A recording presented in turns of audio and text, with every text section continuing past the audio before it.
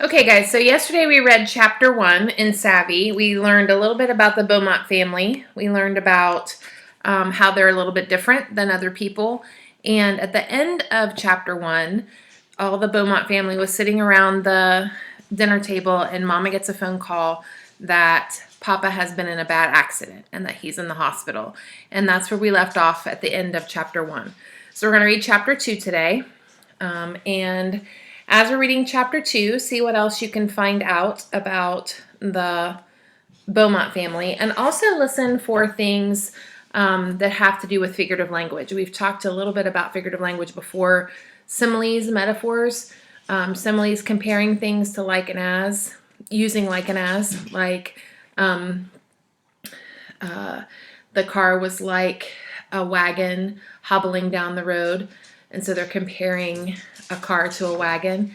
And also metaphors, when we talk about also a comparison, this time not using like and as. And then listen for others that you might have heard of before, hyperboles, personification, those kinds of things. We'll talk more about those later on. So this is chapter 2. Later that night, as I lay awake in the dark bedroom I shared with Gypsy, I listened to my sister's even breathing and to the steady patter of Fish's worried rain. I could hear Mama and Rocket moving around downstairs, sweeping up glass and replacing light bulbs. And though Grandpa Bomba had gone to bed as well, every now and then the ground would rumble and the floor would shake, as though the earth below had a bellyache. Mama and Rocket were leaving for Salina early in the morning and planning to stay in a motel near the hospital. I had begged to go see Papa and to stay in a motel and get those little soaps all wrapped up in paper. But the rest of us had to stay home with Grandpa Bomba. Rocket got to go because his electric touch was the only thing that could make the old station wagon run. Nobody had said anything about my birthday. Nobody had said much about much. As I lay awake most of the night, unable to sleep, until Mama tiptoed in with the dawn to whisper a soft goodbye, kissing my cheek lightly with her perfect pink lips. Still upset that I wasn't allowed to go with her and Rocket to Salina, I pretended to be asleep, and soon after I heard the car door slam and the engine rumble to life as Rocket sparked and he and Mama drove away. That Friday before my birthday, Fish was in charge of looking after Gypsy and Grandpa Bomba. It was my job to get Samson up and ready for school and to make sure we both made it up the 3 steep steps of the big orange bus that took Samson and me the 15 miles to school in Hebron, Nebraska.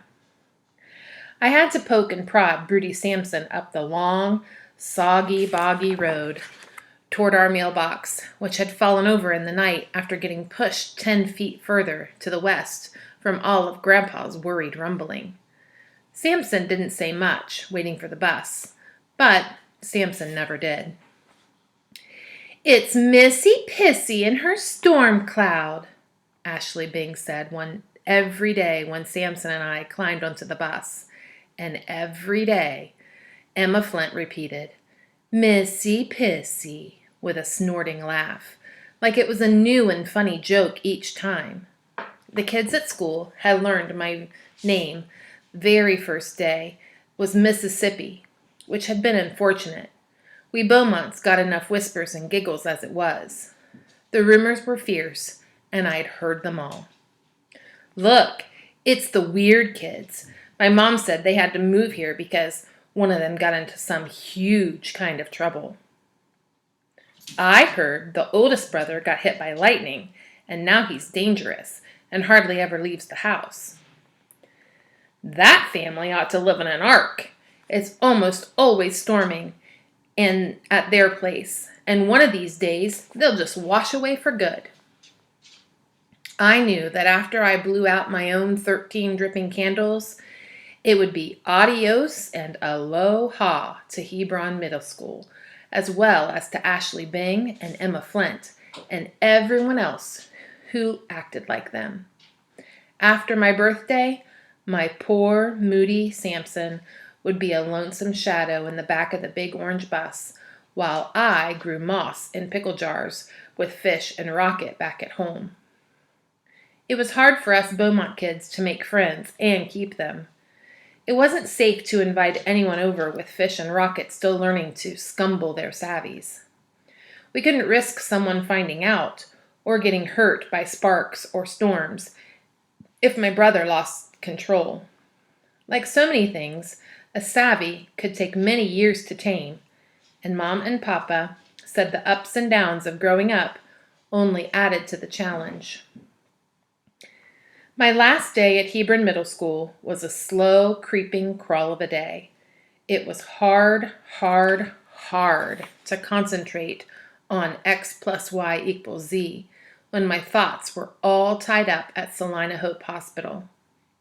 It was harder still to spell accommodate and adolescence and armadillo when I thought of Papa waiting for Mama to come and give him a fairy tale kiss that would wake him up, and I couldn't imagine how often in my life it might be so very important to spell armadillo.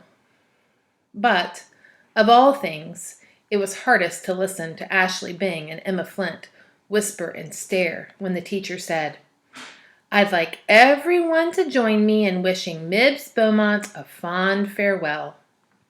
Today is her last day with us here at Hebron Middle School. Mibs will be homeschooling beginning next week." Everyone turned in their seats to look at me. Nobody smiled or wished me a fond sort of anything. Most of the kids just shrugged and turned right back around. "Missy Pissy's going to stay home with her mommy," Ashley said, as though she were talking to a baby, just quiet enough that the teacher couldn't hear. "With her mommy," Emma repeated. "She's going to stay home so that no one can see what a friendless freak she is," Ashley sneered. "What a freak she is," mimicked Emma, with like a spiteful parrot. It was a good thing for Ashley and Emma that Mama kept us kids home once we had our savvy. By the end of the day, I was hoping that mine might give me the muscle to turn nasty girls into slimy green frogs, or to glue their mouths shut tight with a nod of my head. When Samson and I got back home that afternoon, a shiny gold minivan was parked in front of our house, and Fish was angrily blasting it clean with a garden hose. With its smiling angel air freshener dangling in the front window, I recognized the van immediately. It belonged to Miss Rosemary, our preacher's wife. Mama made the whole family go to church in Hebron every Sunday, despite any fears of savvy catastrophes, and Miss Rosemary was well known to all of us. She smelled like Lysol and butterscotch, and had her own matching set of rights and wrongs. Like suitcases, she made other people carry, and she took it upon herself to make everything and everyone as ship-shape and apple pie as she felt the Lord had intended them to be. Somehow, the news had already reached the preacher's wife about Papa's accident, and about the rest of us being on our own without a mama. Miss Rosemary had come to set things right. Water spun from the hose in Fish's hand, swirling around the van like a cyclone, and the wind churned up in his bad mood. The trees next to the house, bright yellow-green with leafy spring, bent and swayed. Fish lowered the hose when he saw us coming, his face a stormy black. If y'all know what's good for you, you'll sneak in the back."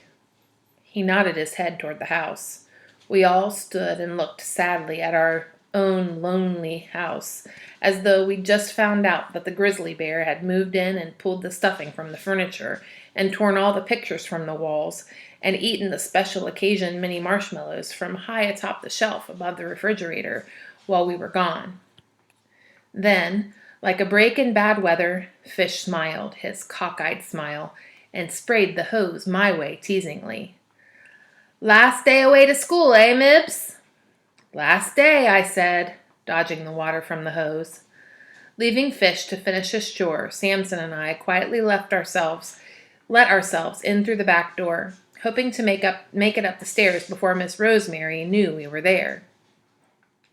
Your grandfather looked tired, so I had him lie down in his room for a rest, Miss Rosemary said the moment we entered the kitchen. She was perched up high with a spray bottle cocked in one hand. She was perched up high with a spray bottle cocked in one rubber-gloved hand and a rag held ready in the other. She was taking the jars from the tops of the cupboards and cleaning their dust with a wrinkle in her nose, squinting at the faded labels. I held my breath as I watched her, hoping that she hadn't opened any of them. No one who wasn't family should have been touching those jars. No one. Gypsy is also down for a nap, Miss Rosemary continued, so I expect you two to be quiet and not wake her. Yes, Miss Rosemary, Samson and I both said, but Samson mostly moved his lips. Your mother should have called me the moment she found out about your poor father, Miss Rosemary said, dusting the last jar with a flourish. Satisfied with her work, she clasped both the spray bottle and the rag to her chest and closed her eyes as though she were praying for the strength to clean up the whole wide world. When she reopened her eyes, she gave us a stern and solemn look. I ought to have been here sooner, she sighed. Children need a mother in the house. That's the end of chapter 2. And so we met Miss Rosemary. She is the preacher's wife, and we had learned some things about her behavior, some things about her. So we'll talk about that when we have a discussion in chapter 2. Thanks for listening, guys. See you for chapter 3.